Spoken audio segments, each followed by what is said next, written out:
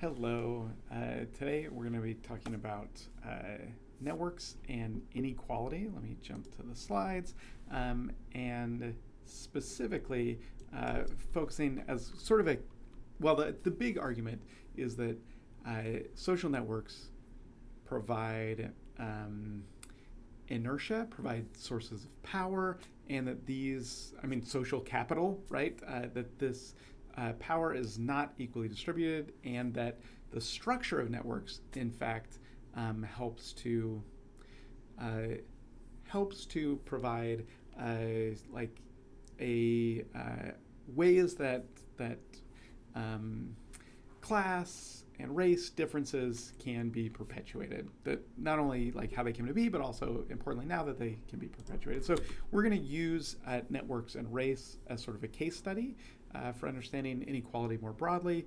But I think it's hopefully an instructive case study. So if we think about racism in America, there are, let's put it this way. So one is that if we think about, the sorts of overt racism. So, for example, whether people approve of interracial marriage, by those measures, by many similar, racism has declined dramatically. So this is even from like the time when I was born, which doesn't feel that long ago to me, may feel like a long time ago to some of you. 1982, this was, among white adults, only something like 35% of them approved of interracial marriage, which is insane to me. But you can see there's been just a huge shift that now, something like 95% of white adults approve of interracial marriage. And again, by most measures, as someone who's kind of lived through some of that, people are less racist than they used to be, and than they were 40 years ago. That, from the types of jokes that people tell, etc. But if we look, even if we assume, and again, I know, speaking as a white guy, that there's lots of racism and hidden racism that I don't see. But even if we imagined that it had completely disappeared, and even if we imagine, as I think we can, that much of the sorts of outcomes caused by that explicit, animus-based, out in the open racism, even if those have dramatically reduced, which I think we can agree, inequality is still really dramatic. And so this is from the Census Bureau distribution of net worth by race of the householder. So this is household net worth.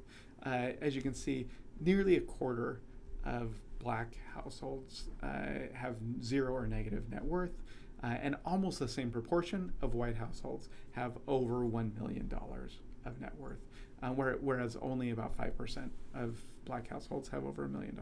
If you can look at this chart, it's just really stark when we think about net worth and race, that there is inequality, like really very high inequality by race. Here's another version of that. If we look at household asset ownership rates, do you this is binary, yes or no, have a vehicle? Do you own a home? Do you have retirement accounts, et cetera? And along every dimension, there's quite a bit of disparity. Owning a home, for example, is a really important one, where 70% of white households own a home and only about 40% of Black households. So there's still, no matter what we think of as the causes, there's still a lot of racial inequality. And there's lots of research on the causes. I think it's fair to say there's debate and lots of open questions. I think that some of it certainly is the very clear result. This is sort of the argument of systemic racism, of institutional racism, that explicit racism existed kind of in all levels of society, at least until the 1960s. Kind of overt from government to local governments, things like slavery earlier on, Jim Crow, redlining, the GI Bill, et cetera, all had kind of explicit, overt, racist not only outcomes, but as part of kind of baked into how they worked. And so this, I mean, very clearly left Black Americans with less wealth, worse jobs, worse schools, etc. It's sort of, I mean, obviously that was the point of it. And so the argument here is that of kind of both of systemic racism and what I'll argue more explicitly about social networks is that the way that the system is set up makes some of these inequalities self-reinforcing. That starting off poor or poorer makes it more likely you'll end up poorer in the future, your children will, or grandchildren. So for example, school funding is often tied to, basically everywhere is tied to where you live, to property taxes, and more importantly, like to geographic area. And so, for example, there have been some attempts to redistribute school funds kind of across the state, for example, but at least in the past, schools in wealthier areas got more resources.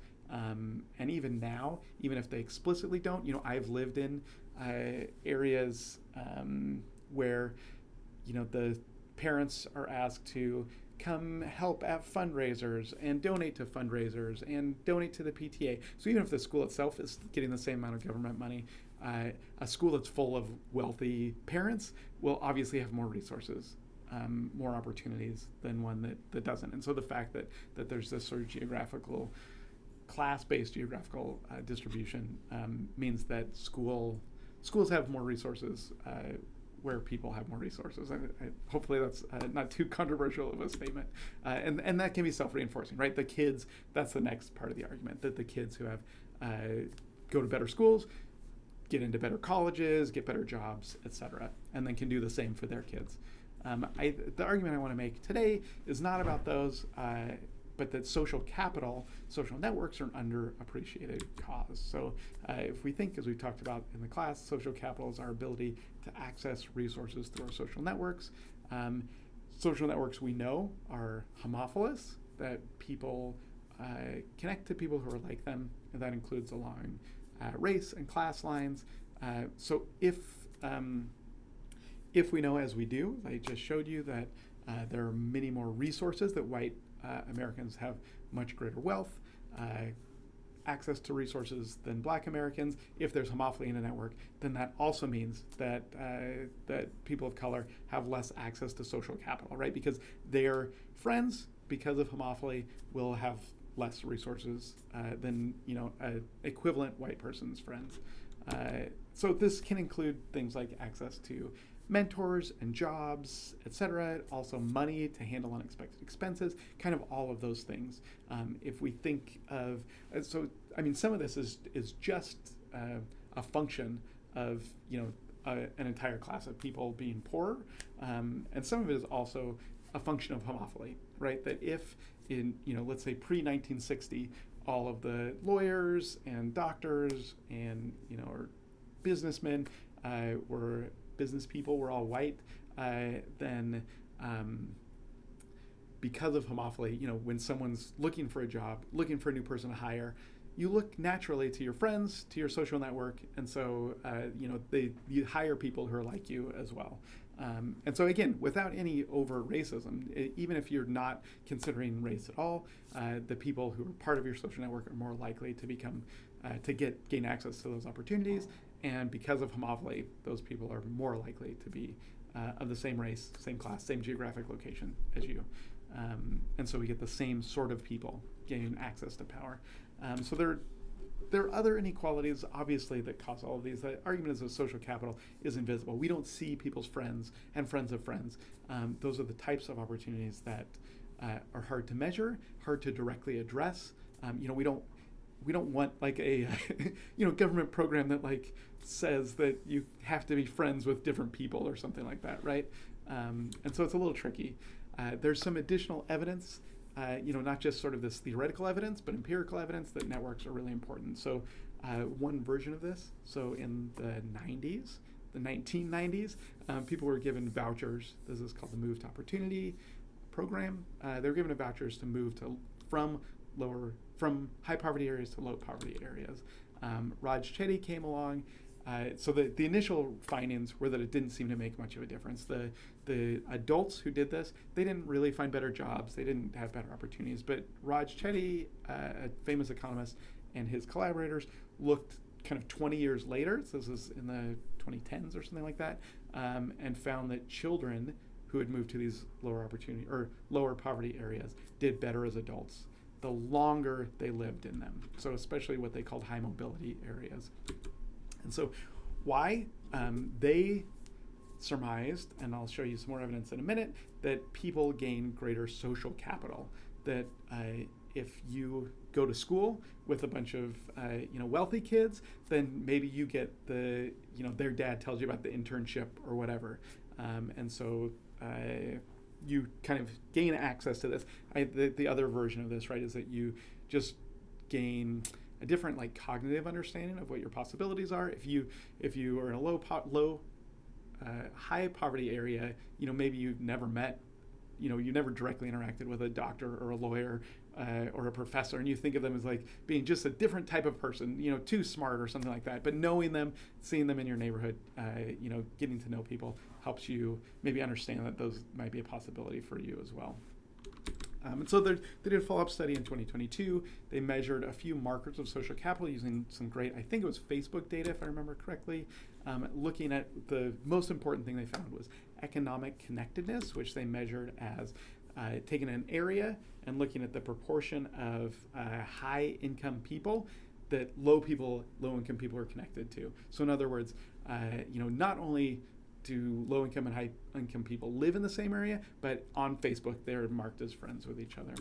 This was by far, if you look, they measured all these other things about the way that things worked, how strong were civic organizations, and how much did people volunteer. And this is the kind of green bar over here. Way up and above everything else is this idea of economic connectedness. Just being connected to people across class really makes a huge difference.